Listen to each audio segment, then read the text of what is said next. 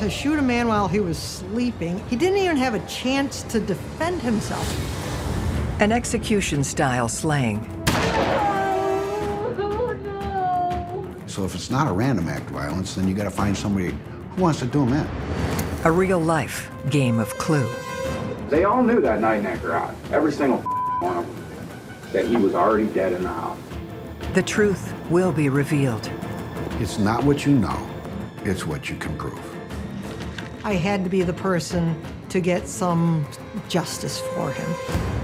Every day in North America, dozens of people are murdered.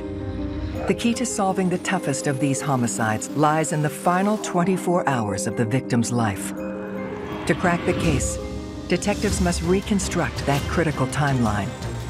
The minutes and hours containing evidence that can help unlock the mystery and catch the killer.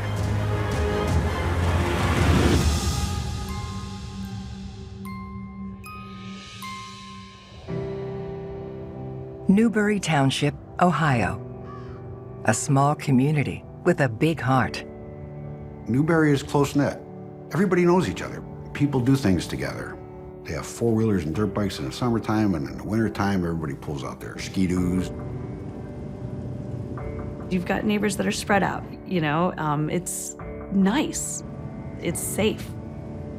People leave their doors open. People know one another, and they trust one another.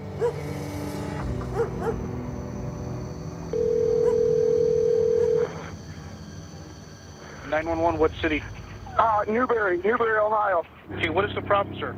I think somebody's having a heart attack or something. Is he breathing? Help. He's unconscious. He's not responding.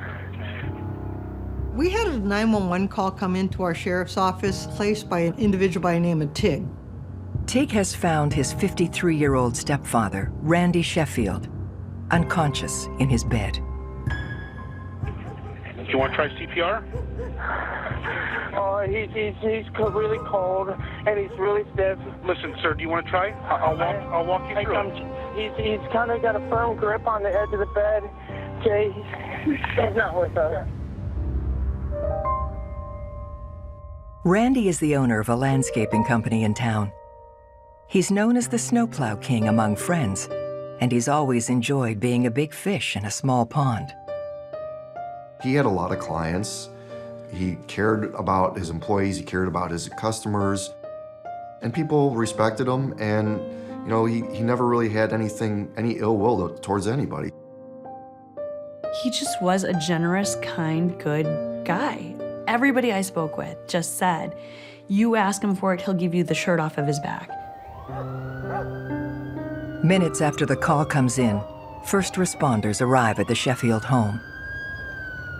We had the Deputy Heather Bilasek respond to the scene. And she had worked on an ambulance squad, so she had quite a bit of medical background in her history. And she looked at the scene with very different eyes than an average deputy. She noted that there was blood on the bed and was coming out of what she believed was the back of the head. And she immediately recognized this as something is wrong. Upon looking at the room to see what caused the injury, she noted a gun box. She picked it up to see if there was a gun in it, and the gun box was empty. Now her mind started racing. Could this have something to do with the wound in the back of the head? Suspecting foul play, Deputy Bilasek calls in veteran homicide detectives, Juanita Vetter and Mitch Kelly. Detective Vetter and I have worked quite a few death investigations. We've had some pretty gruesome ones, some worse than others. So in this particular case, would I call this one strange? I don't know what strange is anymore. People do weird things to each other. People are not nice to each other. To find out who would want Randy dead, detectives must piece together the final 24 hours of his life, starting with the crime scene. I felt that I was behind the 8 ball immediately when I walked into the room of the Sheffield residence. What was very bizarre about the scene is that the wallet was on the floor and the credit cards were spewed out. The drawers are pulled out, but nothing is missing. To me, it almost looks like somebody's trying to stage a burglary. Things get even more unusual when they walk into the living room. There's 6 people sitting in the living room at 1 o'clock in the morning, and there's a dead man not even 20 feet down the hall. So now I've got the task of who are all these people? I don't even have people's names. When you have a pool of suspects this large, the process has to focus on what's called excluding suspects. So you don't just arbitrarily decide who's more likely to have done it than somebody else. You will actually systematically and categorically move through all of the people because everyone is a suspect. As Vetter works her way around the room, she starts putting the puzzle together. Doretta is Randy's second wife. They've been together for more than 20 years. She's also the company bookkeeper. Tig is Doretta's son by a previous marriage, who Randy loved and raised as his own. Tiggy was a self-taught mechanic. He was really good. He'd rip those machines apart and put them right back together. Gina is Tig's girlfriend. They have a baby son together and live down the road from the Sheffields. She's a hairdresser. She was definitely goth looking, pitch black hair, tattoos covering her entire torso. Lastly, there's Randy's snowplow drivers, Trevor, Kurt, and Jason. They were working in the garage when Randy's body was discovered. I'm concerned that my evidence is being destroyed by all these people being in the house. So after we get everybody out of there, I wanted to do an interview with the wife. Hey, Doretta. I know that it's late. I'm just very thankful that you took the time to come to the sheriff's office and talk to me. Your husband is, he's passed, and our job is to try to figure out what happened. But what do you think? I didn't know. I don't know. He's diabetic. I thought he was sleeping. I just shook him and he wouldn't wake up. He just kept laying there like this, on his side, like he sleeps. I don't know what happened to him. I have no idea what happened. As I'm interviewing Doretta, we have not told her that we found a bullet in the back of her husband's head yet. I'm simply asking her about her husband's death and the relationship that she has with her husband. But then when I did finally tell her, Doretta, I have something to tell you. What is it? Your husband has a gunshot wound to the back. No. She became excessively, uncontrollably crying and hysterical.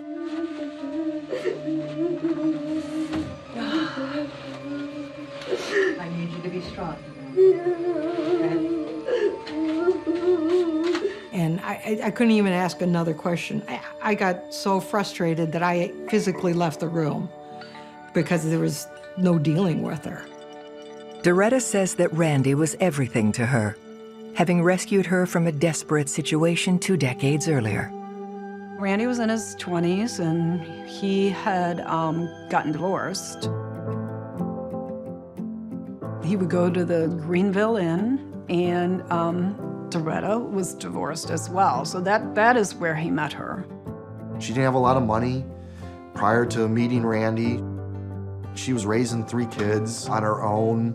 She was living in a bad part of the county, kind of like Section 8 housing. She was trying to keep a roof over their head, and Randy had an apartment. After they got married, Randy really did raise the kids. And Doretta started working in the landscaping business. He's a very basic guy. And Doretta was like the mother hen. She would always make the sandwiches. She was always doing the cooking. Randy was the breadwinner, and she would cater to all of Randy's needs. This is what I need you to really think about. This morning, Okay. And he said he was going to McDonald's. What did I want? And I said, what do I always get?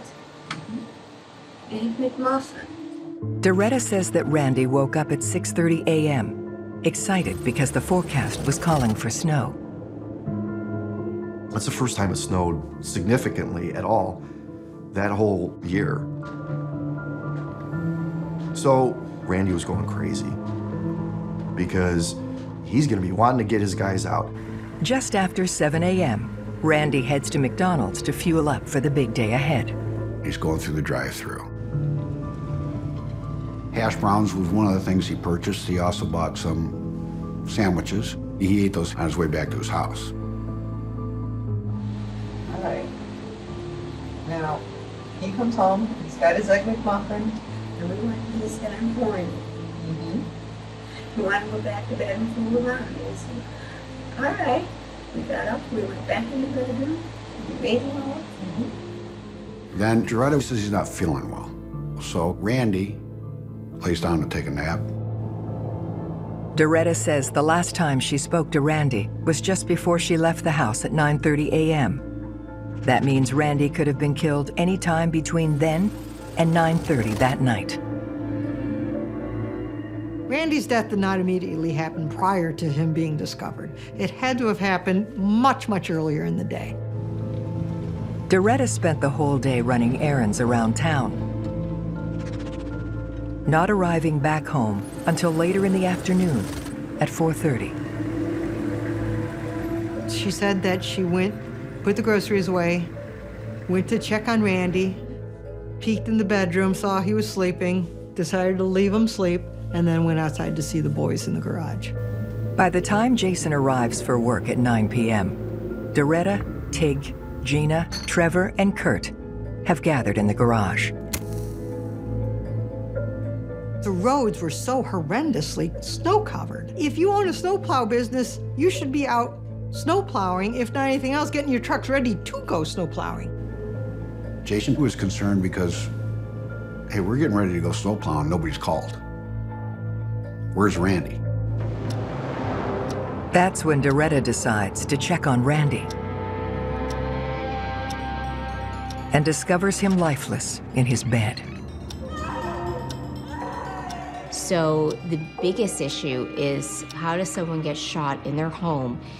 People are in a garage, but no one heard anything and no one saw anything. Since Doretta was the person who found Randy, Detective Vetter is charged with asking her a tough question.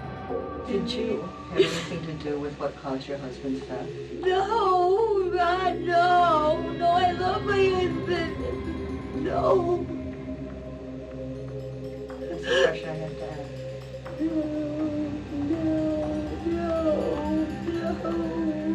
To me, and everybody reacts differently, but to me it was just like she was playing in the camera.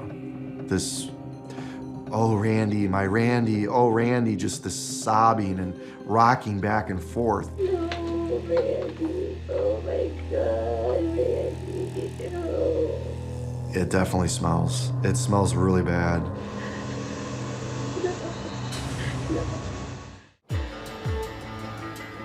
After discovering the Snowplow King, Randy Sheffield, shot dead in his bed 2 days after Christmas, the pressure is on detectives Vetter and Kelly to find his killer.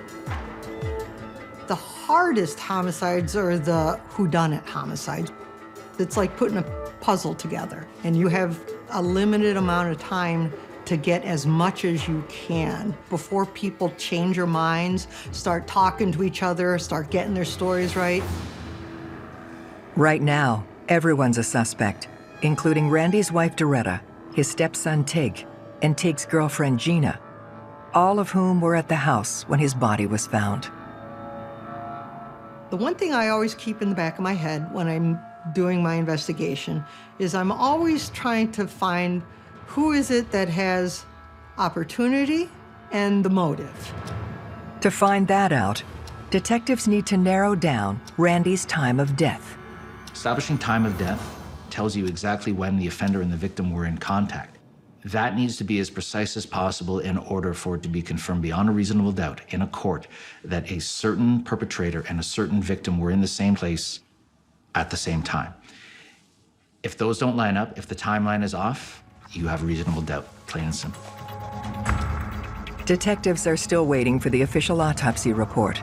So for now, they're basing Randy's time of death on the amount of rigor mortis, or stiffness, to his body when he was found. Rigor mortis does not set in for, 5, 6, 7 hours. So I'm working on what Deputy Heather Bilsek has told me. She tried to roll him over and she said he had a death grip on that post, which was really strong rigor mortis. So I'm thinking, shoot, if you're there at 9:30, I'm thinking noon to 3 is what I'm thinking for time of death. Their first suspect is Randy's wife, Doretta. Detectives need to know where she was when Randy was murdered. She claims she was running errands around town from 9:30 a.m. to 4:30 p.m. Detective Kelly sets out to verify her alibi. You can't go more than a quarter mile anywhere without being caught on video. And what we ended up doing is we ended up making a timeline off of Doretta's initial statement. The timeline consisted of videos and the cell phones. She said, I left the house at around 9:30 in the morning.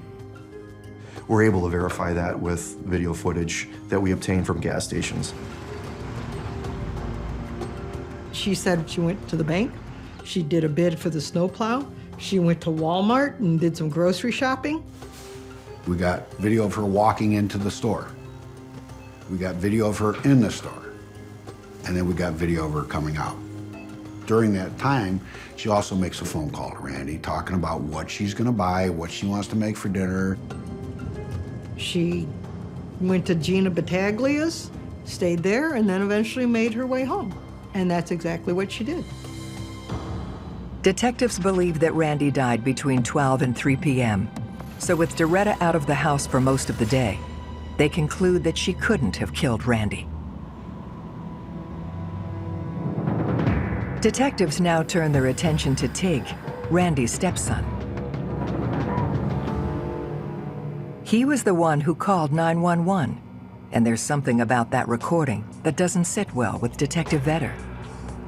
My dispatchers are trained in emergency response, so they were giving them step-by-step instructions on how to do CPR. Tig, for some reason, said that he couldn't do it because his hands were greasy, because he was working on motorcycles all day, which, when I listened to that phone call, was an immediate red flag. Do you want to try CPR? I'm covered in grease. I was out working. Listen, someone needs to try. Who's free of grease and can do it? Greasy hands is not a legitimate reason to not do CPR on a loved one, especially when it's your father, stepfather, someone so close in the family. Police need to know more about Tig's relationship with his stepfather. They turn to Randy's sister, Melody. Him and Tiggy were very close when Tiggy was little. Randy raised Tiggy as if he was his own son. He always rode motocross. He had a beautiful, beautiful BMW street bike. And they would go like up into upstate New York and go through the countryside. So they did all that stuff together. Randy also taught him how to fix the machines they raced on. By the time he grew up, Tig was a skilled mechanic, and it was only natural that he started working for his stepfather in the shop. It was always believed that Tig was the next in line to take over Randy's company. And he told people that this business is gonna be mine, I'm gonna be in charge. But as investigators dig deeper, they learned there was tension between stepfather and son. Tig wanted to go in the direction of getting in the construction part of landscaping, building patios and everything like that. Randy didn't want to do it because it would cost more money for insurance. He was making a good living off of how he started the company. There's a good possibility that Tig may now be on the outs, and that company that he thought was going to be his is not going to be his now. Having found a possible motive, investigators questioned Tig about his whereabouts on the day Randy was murdered. Tig leaves his house about 11:30 in the morning because he's going to go get breakfast with a friend of his. And so Trevor picks him up, and they go to breakfast. They then decide to go to the shop. But on the way to the shop, they have to get snacks and drinks, so they stop at the gas station. That was right at 1 o'clock, and Randy Sheffield's house is not even 30 seconds from the gas station. So it was like 5 after 1. He gets to the garage. So they're hanging out in the garage for most of the day. Then throughout the day, different friends are popping in and popping out. Tig claims he didn't enter the house until later that night, when Doretta found Randy's body. Investigators turned to Tig's friend Trevor to confirm Tig's story. We talked to Trevor, separate of Tig being there, and asked him, did you go in the house? Did Tig go in the house? So he said yes. Tig Rouse had gone into the house around 3 o'clock in the afternoon to use the bathroom. That means he clearly had the opportunity to kill Randy. This is where the rubber really hits the road. This is where the timeline is key, because you're talking about not hours, but minutes, where a person's whereabouts may be unknown and where they may have cross-pollinated with the victim. When investigators confront Tig, he vehemently denies having anything to do with the murder. Instead, he tells them he thinks he knows who may have done it. The story is that there was 2 former employees. They're drug addicts, they're thieves, they're crooks. These 2 guys had it in for Randy. Tig says right before Christmas, Randy fired 2 transient workers from Cleveland for using drugs, and they swore revenge on him before leaving town. Randy ran a good, clean business. He really did, and so he kept people on the books. But there was no record of these people existing at all. So we went back to other snowplow drivers and asked them, did Randy have anybody in the landscape snowplow business that were let go before Christmas? No. Across the board. Police conclude that the ex-employees never existed. Why is Tig misdirecting? Trying to redirect towards these nefarious people from Cleveland who were mad about being fired. We realized that Tig was making this story up, and it makes Tig look very bad.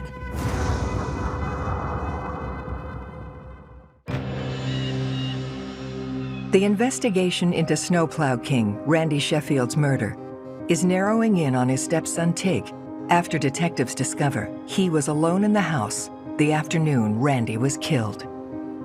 We went to talk to Tig, and we got a call from Tig's attorney, and we're no longer allowed to talk to either of them. So any follow-up interviews and all questions involved, we weren't allowed to go there. With Tig freezing them out, detectives turned to Randy's longtime friend Jason for insight into Tig's demeanor that night in the garage. I've known the kid my whole life. I know something was wrong the minute I got there that night. What are you saying? I don't know. I mean, honestly, I know in my heart to heart that Tig knows exactly what happened.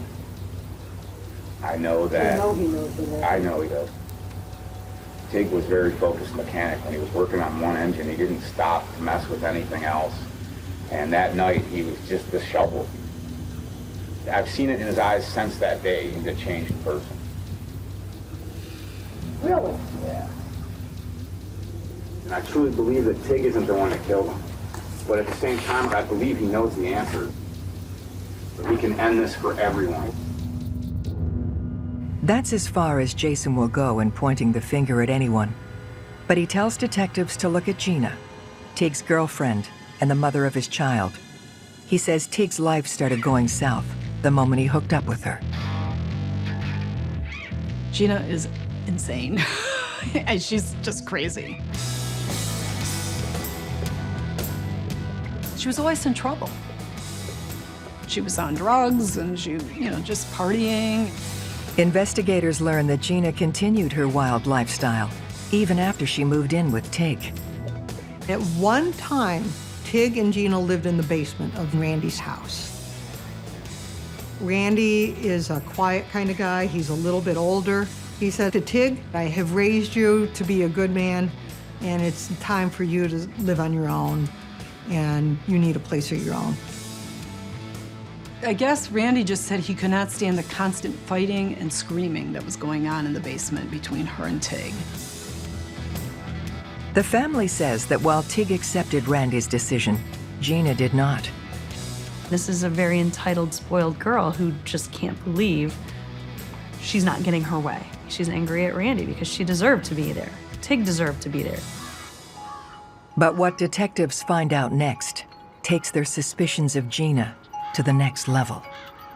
During the course of the investigation, talking to people, we ran into an individual who was best friends with Gina. She had told us about a time that her and Gina were walking with the kids.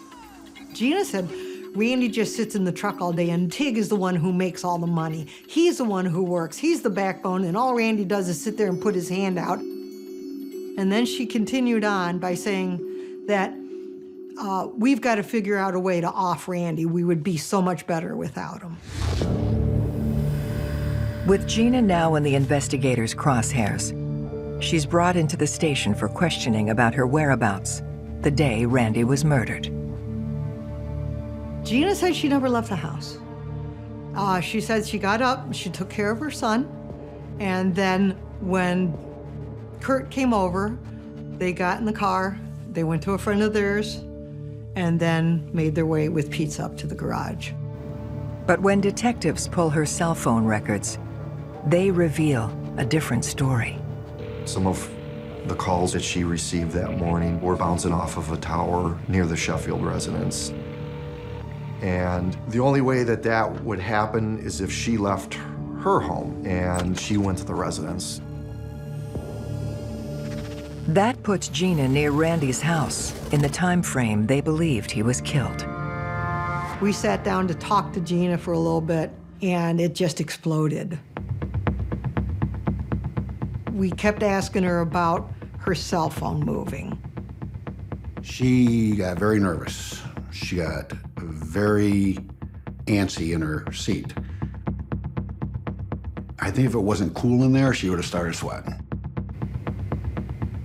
And every time I would ask her, she came up with, oh, I must have been at so-and-so's house. I forgot, I checked that with the, no, that would be a totally different cell phone tower.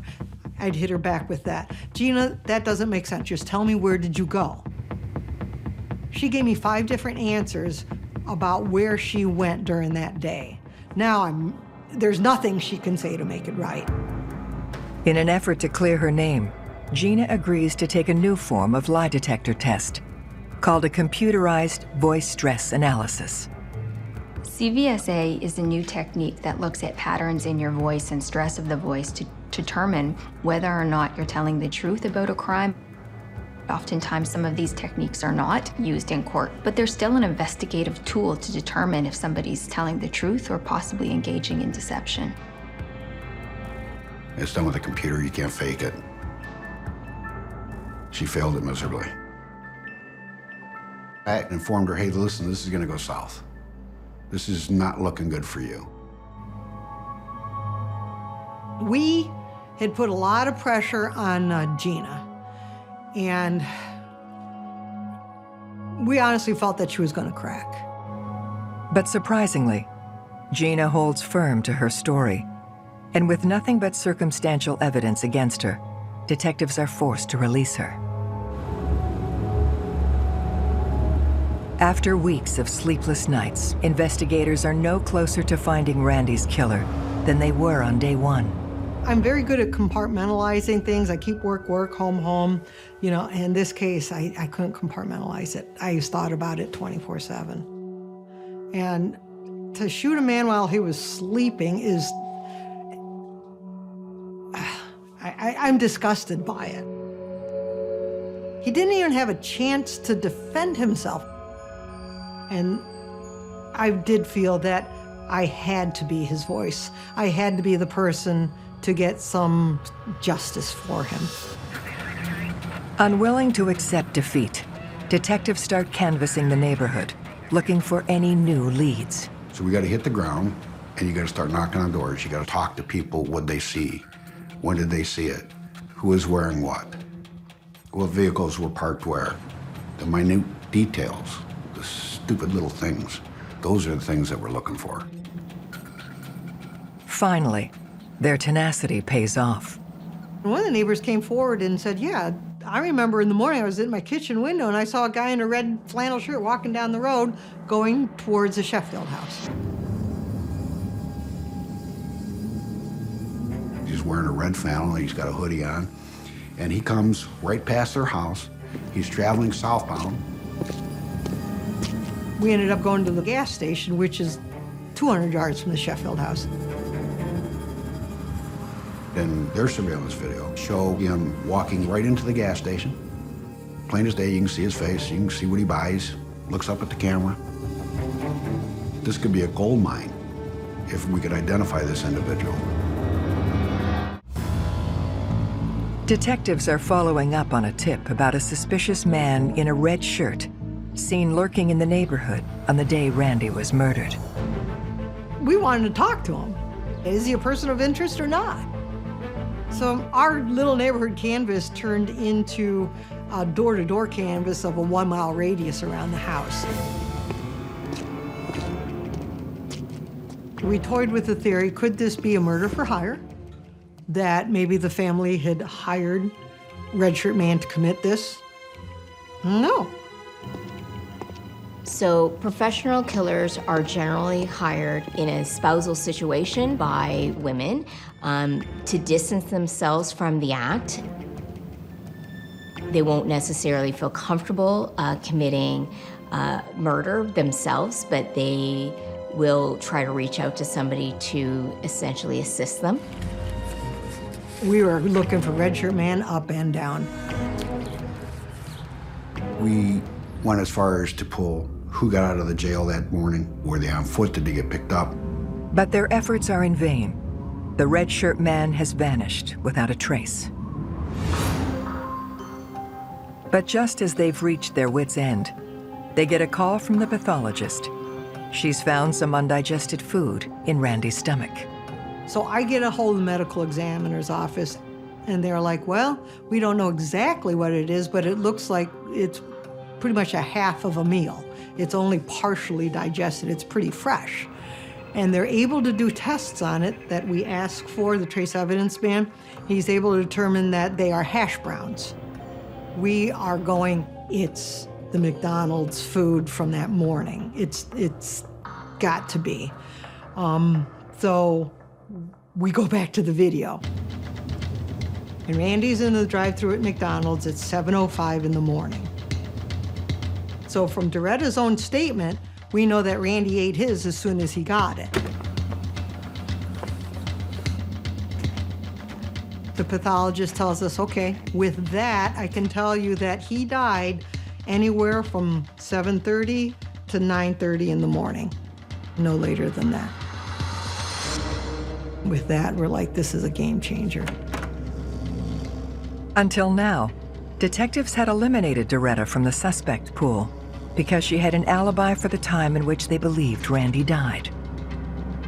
But with this new information, they now know that Randy actually died between 7:30 and 9:30 a.m., making Doretta their prime suspect. Doretta is seen on video leaving her residence in Randy's truck at 9:30 in the morning by herself. Nobody else was in that house. It leaves the question, it's like she was the only one there, so who else could possibly have shot Randy? Detective Vetter starts digging into the company's public records, looking for answers. Doretta is the bookkeeper of the company, so I pull up Randy Sheffield and our clerk of courts, and I see all these financial liens on Randy Sheffield from the state of Ohio. Randy had not been paying his state sales tax since 2005, and it was quickly escalating to over $100,000. So with that in mind, I started asking Randy's mom, who used to be the bookkeeper of the company. I said, were you aware of this? And she was like, I got a letter in the mail, and I opened it, and I saw that he had a tax lien. Randy's mom asked Doretta about it, and she said she knew all about it, but please, I've got it handled. So I'm gonna make good on all those taxes, so we'll be back to square one. Please don't tell Randy, because he would be really upset with me. Owing back taxes to the IRS is not an enviable position to be in, particularly as a corporation. The stakes are very, very high. People have gone to jail for less.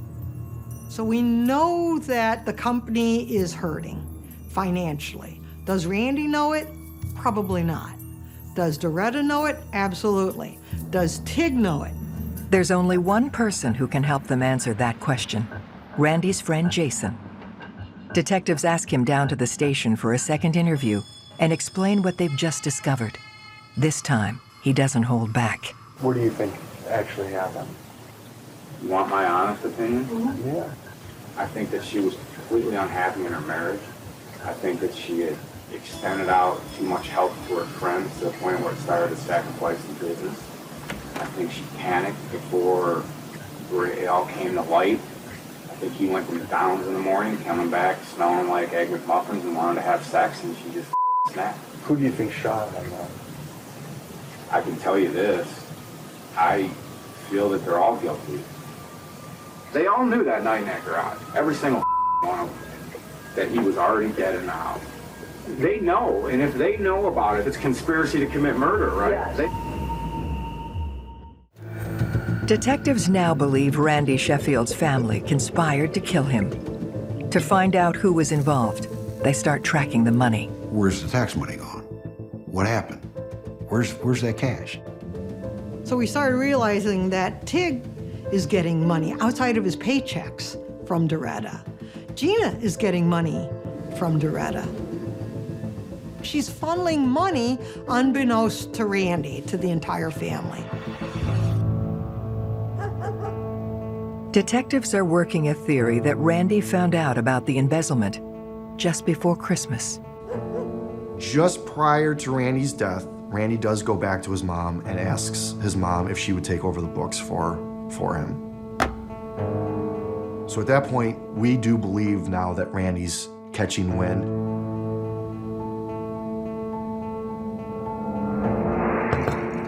Investigators suspect that Doretta, Tig, and Gina knew they were about to be exposed.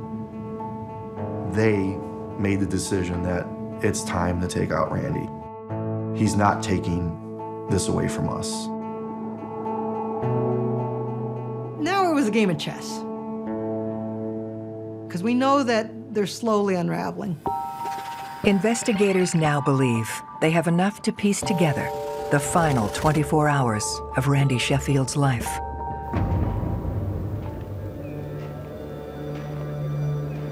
I think in Randy's head, he wanted out of this marriage. He wanted Doretta away from his business. I think Tig knew it, Gina knew it, and Doretta knew it. I think they all knew it. December 27th was significant in that Randy absolutely loved dirt bike racing. And his race number was 27. So they decided to kill Randy on December 27th because that was his racing number and it was symbolic. That day, Randy goes, gets breakfast, buys some cigarettes, gets gas, eats his breakfast on the way home. He gets home and Doretta is sitting there watching TV because she's watching the news because it's going to snow. Randy gives her her breakfast. She's not happy with it because it's fast food and the hash browns are cold. Randy lays down to take a nap. Doretta takes a gun. The only gun in the house. Puts it to the back of Randy's skull. She was like within 3 foot of his head. The gun was 3 foot away from his head. And it was point blank. I mean, she knelt down to do it. It was like God, I visualized, you know, what would you have to do this? She had literally sneak up in there, quiet, kneel down, and pull that trigger.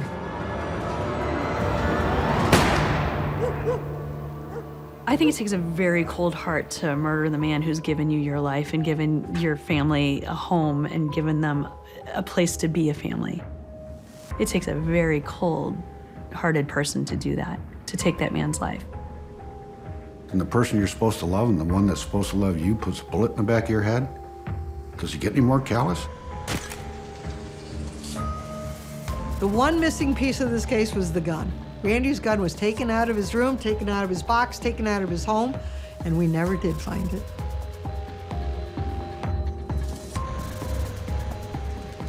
I think it was Gina.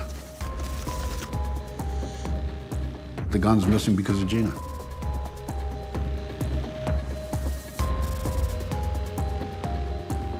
She helped hide the crime.